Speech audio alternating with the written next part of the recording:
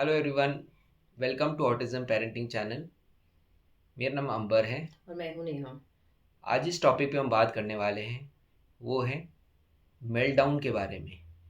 And meltdown में specifically हम बात करने वाले हैं जब आपके बच्चे को मेल्टडाउन होता है तो आपको क्या चीज़ें अवॉइड करनी चाहिए उनसे कहने उनसे बोलने, उनको क्या नहीं बोलना चाहिए, क्या चीज़ अवॉइड करनी चाहिए उनसे बोलने पे। हमने एक पहले भी डिटेल्ड वीडियो बनाया था हमने मेल्टडाउन पे, जब हम इंग्लिश लैंग्वेज में बनाते थे वीडियोस। वो बेसिकली ज़्यादा डीपर वीडियो था on understanding meltdowns and how to deal with it. तो उसका भी लिंक मैं डिस्क्रिप्शन में डाल दूंगा। First of all, the first thing जो मैं अभी भी आपके बच्चे को मेल्टडाउन हो, कभी हमें उनसे कहना नहीं चाहिए कि रो मत, हल्ला मत करो, ये चीज़ें बच्चे करते हैं, ये छोटे बच्चे बेबी लोग करते हैं।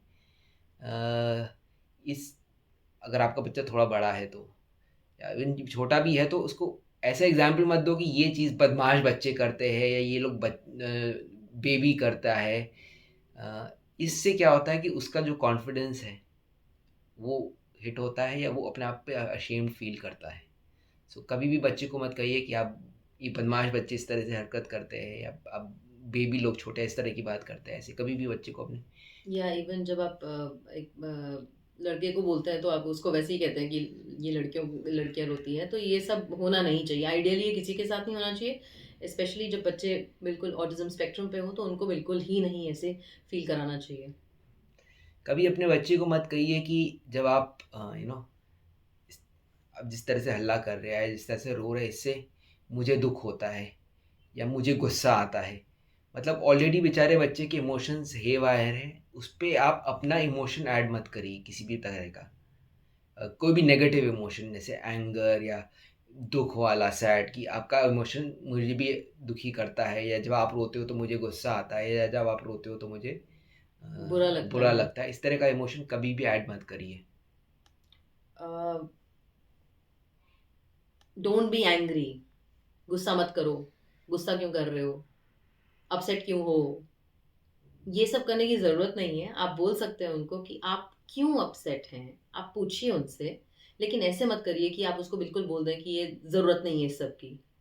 अ, होता है, मतलब हम सबको ये इमोशंस उनको वैसे ही सिखाने होते हैं। जैसे हँसना ज़रूरी है, वैसे रोना भी ज़रूरी है। जैसे थिंग्स नॉर्मली करना ज़रूरी है, वैसे गुस्सा भी ज़रूरी है, क्योंकि हम सबको आता है। तो अगर उनको भी आता है तो आप उनको ये मत करिए कि डोंट बी एंग्री, वो सब मत बोलिए उनको। उनको ये नहीं कहिए कि कुछ नहीं हुआ है, स्टॉप क्राइंग, ऐसा कुछ नहीं होता है। आप उनसे, वो उससे उनको ज़्यादा फ्रस्ट्रेशन हो जाती है। उनको समझ नहीं आता कि वो कैसे रिएक्ट करें। तो उनके जितने इमोशंस हैं उनको वैलिडेट करें, उन्हें एक्नॉलेज करें, उन्हें समझाएं कि आपको कैसी फीलिंग आ रही है। तो आप उनसे पूछें। कभी भी जब बच्चे को मेल्टडाउन हो रहा है तो उसको कोई भी जो रिवॉर्ड है या कोई भी चीज़ उसको जो पसंद है, उसको ऐसा मत बोलिए कि आप अगर इस तरह से बिहेव करोगे, इस तरह से गुस्सा हुआ है, इस तरह से आप रो रहे हो, अगर आप चुप नहीं करोगे तो मैं आपको वो रिवॉर्ड का नाम, फॉर एग्जांपल बच्चे को कोई पसंद, एक पर्टिकुलर चॉकलेट पसंद है तो ये नहीं दूंगा अगर आप तब, अगर आप हल्ला नहीं करोगे। या अगर बच्चे बीच बीच में अगर आप उनको अपना डिवाइस देते हैं, आईपैड देते हैं या फ़ोन देते हैं, तो आपको वो मिलेगा नहीं अगर आप रोना बंद नहीं करोगे। सो कोई भी चीज़ बच्चे को थोड़ी मतलब जो पसंद है उसका वो एसोसिएट मत करिए कि अगर आप ये रोना या गुस्सा होना बंद नहीं करोगे तो आपको वो चीज़ नहीं मिलेगी।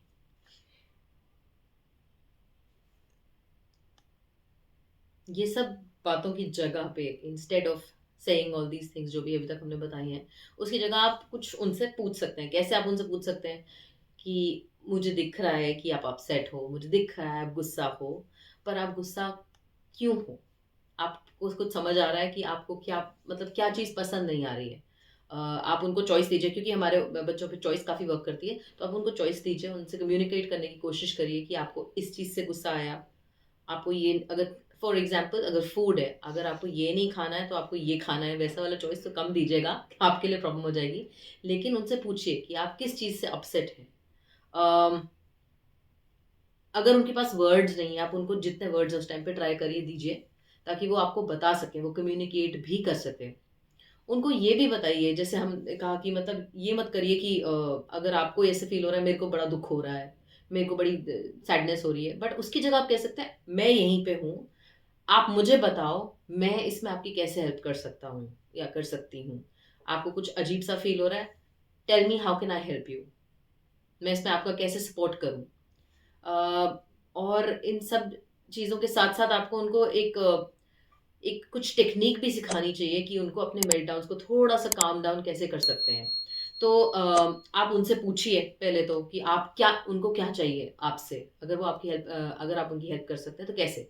तो उनको क्वाइट टाइम चाहिए, उनको कोई क्वाइट स्पेस चाहिए, उनको एक हग चाहिए, उनको बैक रब चाहिए, उनको कोई सेंसरी नीड चाहिए, स्ट्रेस बॉल इनफैक्ट काफ़ी ब्रशेज़ भी आते हैं बच्चों के लिए to calm them down, massage चाहिए, हेड मसाज चाहिए, एक्सरसाइज कोई चाहिए, deep breathing, Om chanting, any of these things. अगर आप बच्चे को पहले से ही वैसे सिखाएं तो वो वैसे भी बता सकता है, और आप कम्युनिकेट करके उससे पूछिए कि आप क्या चाहते हो।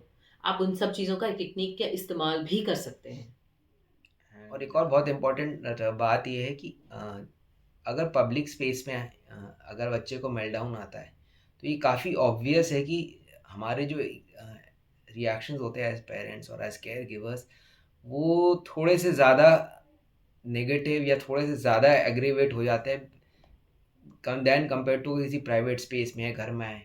हमें लगने लगता है कि बहुत सारे लोग नोटिस कर रहे हैं हमें, हमारे बच्चे को। तो हमें लगता है अगर अपने जो रिएक्शन से ज़्यादा हम एग्रीवेट कर दे तो वो जल्दी बच्चा शांत हो जाएगा। हो डर भी सकता है कि हो वो भी शांत हो जाता है, डर के जाए। मारे हो भी जाता है शांत, बट मैं पर्सनली सजेस्ट करूँगा कि अगर इस तरह से आता है तो उसको कोने में ले जाने की कोशिश करिए, हग दीजिए, बट उसको एज सच ध्यान मत दीजिए कि जनता क्या सोच रही है। अपने बच्चे पे ही आप फोकस करिए, भूल जाइए कि बाकी लोग क्या सोच रहे हैं, उसे उसी लेवल और उसी इमोशन के साथ डील करिए जिस तरह से आप उसको घर में अगर आता तो मेल्टडाउन आता तो करते। एंड हर बच्चा यूनिक होता है, एंड जो एक बच्चे के लिए काम करेगा वो शायद दूसरे के लिए नहीं करेगा। काम एंड पेशेंट रहना इंपॉर्टेंट है, कई बार हम लोग लूज़ कर देते हैं, बट प्लीज़ ट्राई करिए। एंड हमारा प्लीज़ डिटेल्ड वीडियो देखिए जो हमने मेल्टडाउन पे बनाया है, उससे आपको ज़्यादा नॉलेज आएगी अबाउट मेल्टडाउन्स एंड कैसे बच्चे को हैंडल करना है उस time. Thank you so much. Thank you so much.